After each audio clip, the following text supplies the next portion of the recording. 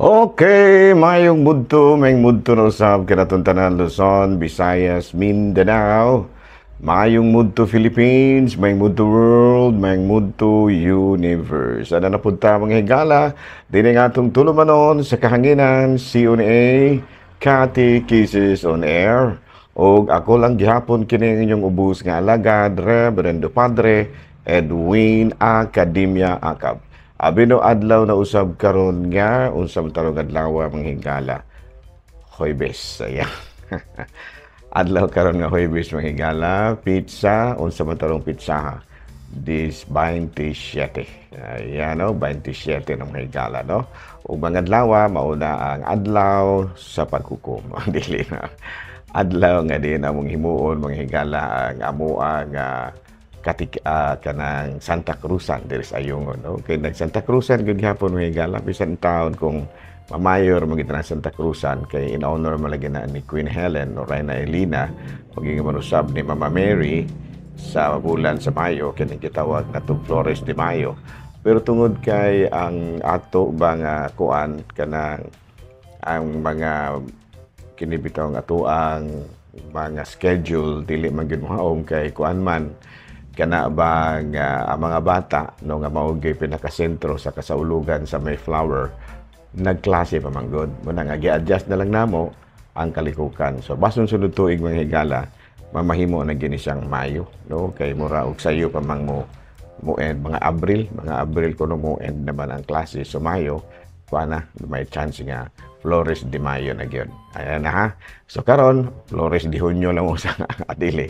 Flores de Mayo is Flores de Mayo. Matud pa ni Father Romolito Reyes. Flores de Mayo is Flores de Mayo. Okay, so ang atong gihimo karon is Santa Cruzan in the month of June.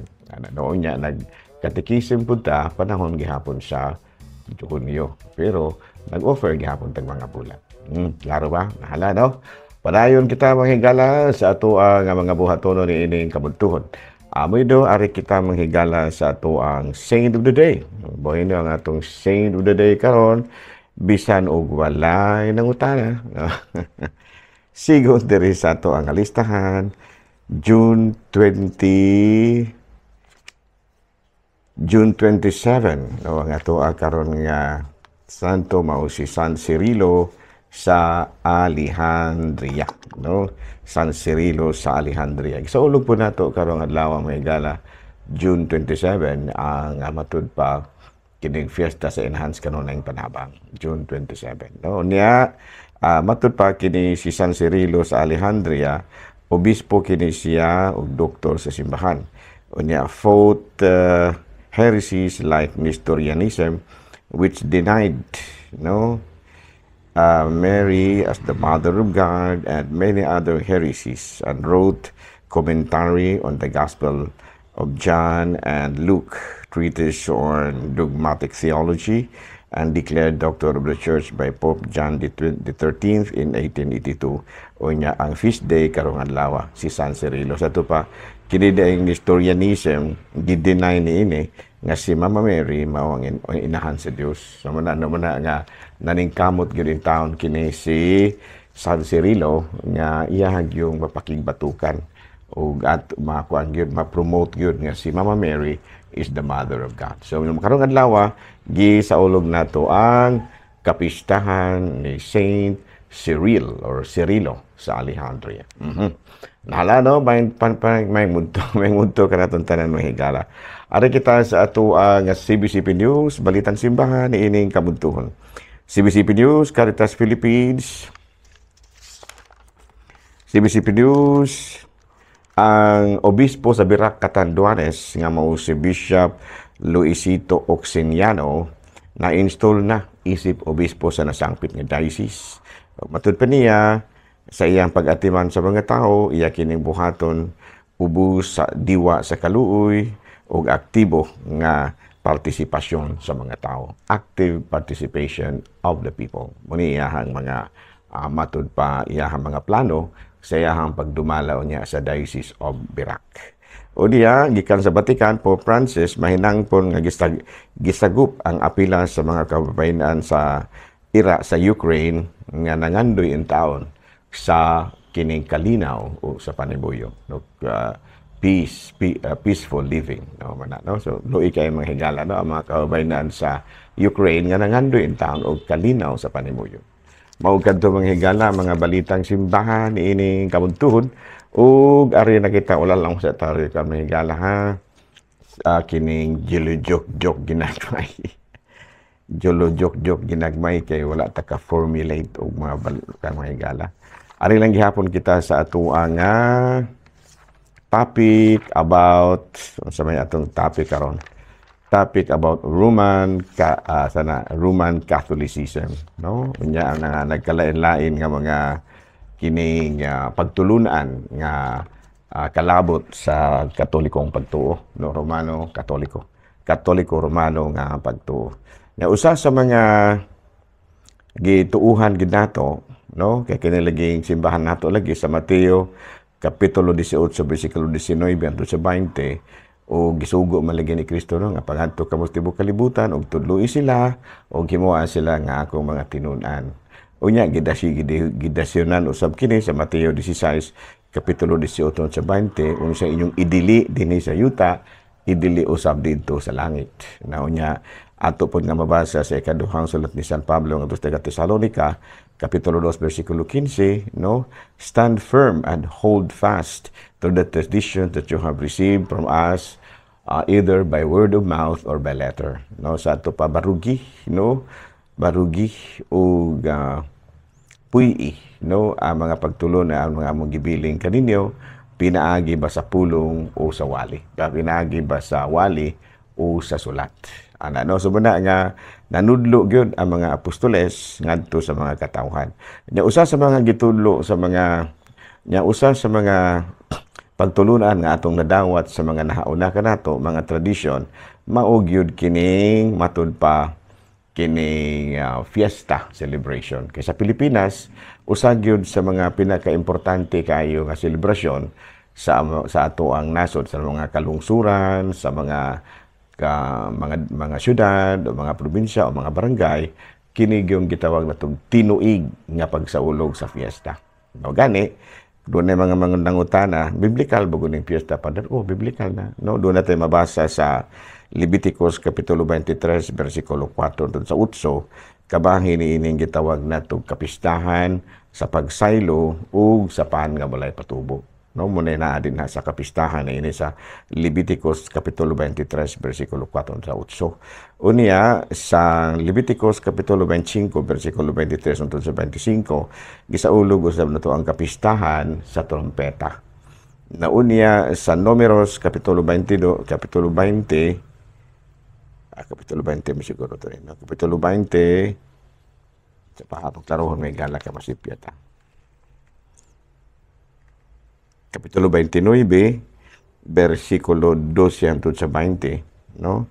Hangtod sa 40 di ay mahigala. Sa ulog na to ang kapistahan sa tabernakulo ug sa Numbers na Números, no? Kapitulo 28, versikulo 26-31, kining matud pa kapistahan sa mga simana, no? Festival of Weeks, ingon niya na, no? So,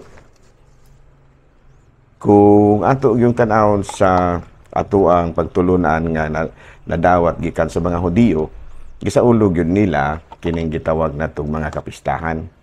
No, unya ang mao mga kapistahan, no, atong giadapt diri sa Kristohanong pagtuo. Muna nga ang pista nato nahimo kini siyang Judeo-Christian celebration, kay kinutlo gikan sa kinaiya mga pista nga gisaulog sa mga Hudiyo, gikuan man kini, gi-adapt nato kini sa Kristohanong pagtuo.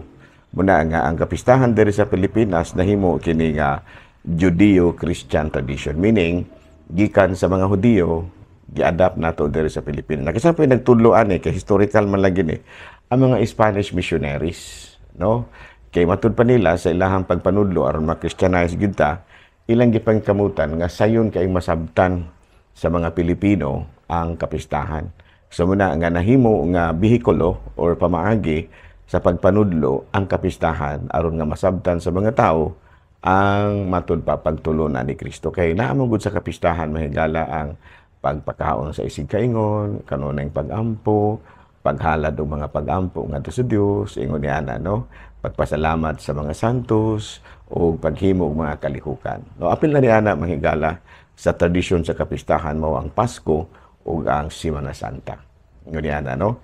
So muna ang gigamit sa mga misyonero pagtudlo nila sa matud pa kapistahan, pagtulunan ni Kristo, mao gyud ang kapistahan sa mga santos. Kay imbis nga mga kapistahan sa pagsaylo o festival of unleavened bread o baka fiesta sa mga trumpeta o baka fiesta sa tabernakulo, fiesta sa mga simana, ang gihimo sa mga gitawag natong nahauna nato ang early missionaries nga mga Katoliko nga gikan sa Espanya ilang gi-adapt ngadto sa pagtulunan kay ang kada patron do na ba na sila yung kapistahan, di ba no?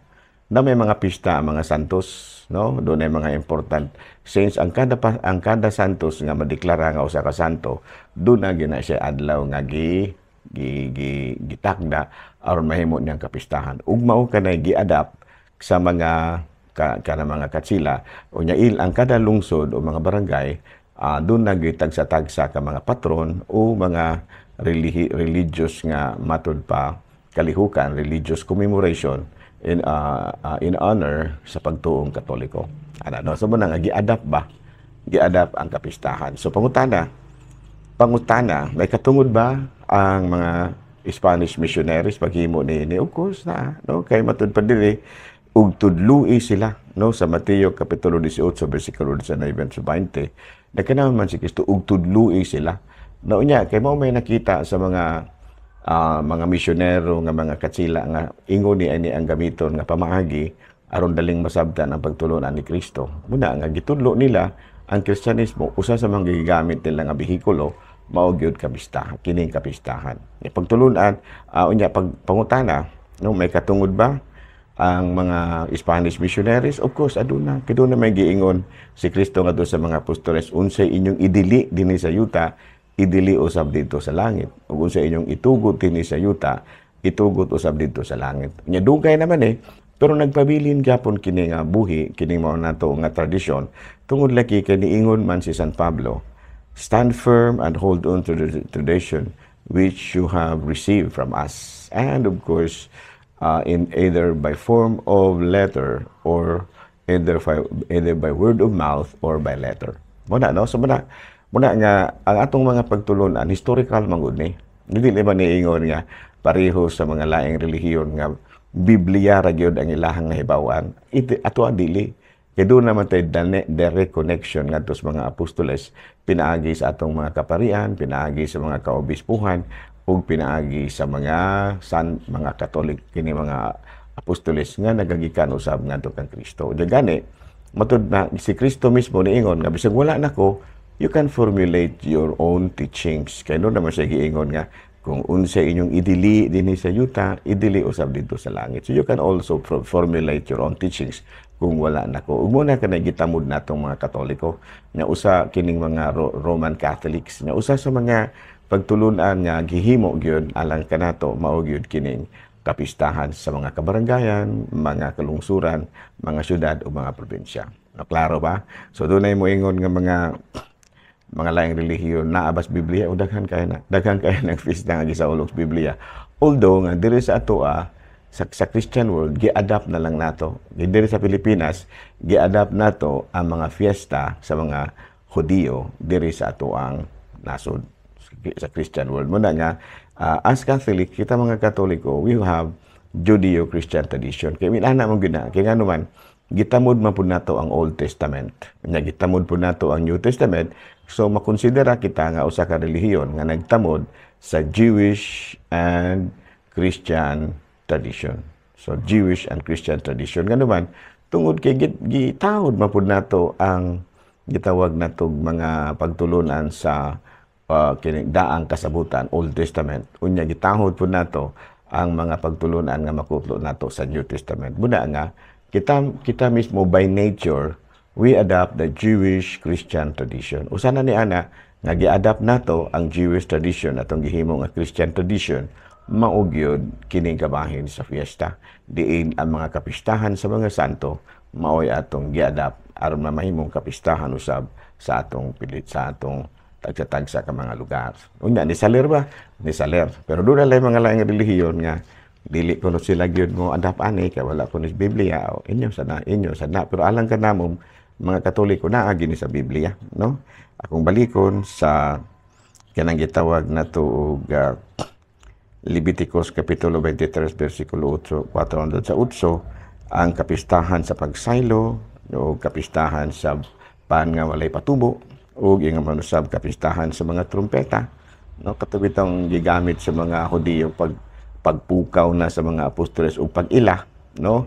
Nga mularga na sila gikan sa kaulipnan sa gitawag na tug Ehipto o sa Festival of Tabernacles, no? Katubi itong mga lugar nga gilang gisaulog usab ang kining gitawag na Ark of the Covenant unya katubi taw pod nga kapistahan sa mga semana, no? Mga panahon nga diin nagbiyahe sila gikan sa Ehipto paingon sa gisaad nga yuta. So imo ila ka naghihimong mga dagkong kapistahan. Umunay atong giadapt diri sa ato ang pagtulon ang Kristyanismo, pero ang giadapt nato mao ang kapistahan sa mga santos kay pareho sa ang kahulugan ni ana, no? Kapistahan sa mga santos o kapistahan sa mga Hudiyo, parehos naman na, no? Kapistahan sa mga santos na ang mga santos nakuan sa nakaningkawas sila gikan sa kaulipnan sa sila pinaagi sa mga bayan bukat. Maupod ang mga Hudiyo. So wala, no? So again, daw na yung ng mga pangutan na kabayan na fiesta, mga laing pagtulungan digid sa lamudawat, o dili nga ito sa pugsot. Basta kitang Katoliko, nakasabot yun kita, no? Kung unsa dahil kining ato ang fiesta. This is some sort of Judeo-Christian tradition. No, gikan pagtulunan nga gikan sa mga Hudiyo nga atong gipahaom sa atong pagtulunan ng Kristyanismo unya ang naghaom giniini pag-una mao gyud ang mga misyonero mga pari. Anong ila man tong gihimo tungod kay nakita nila nga pinaagi niini masayon kayong masabtan sa mga Pilipino ang kahulugan sa pagtulunan ni Kristo. Klaro? Ano balik-balikan ra nato mga higala ug makanang gabaong pagtulunan ha aron nga sayon ra kay natong mahinumduman. Muna nga kitang Katoliko na gid tay tinuig nga fiesta nga ato gyud gipuy-an o gikalipay nato ang pagsaulog niini matag tuig. Balikan nato mga adlaw mga higala kini pagtulunan. Daghang salamat ug maayong mudto Pilipinas.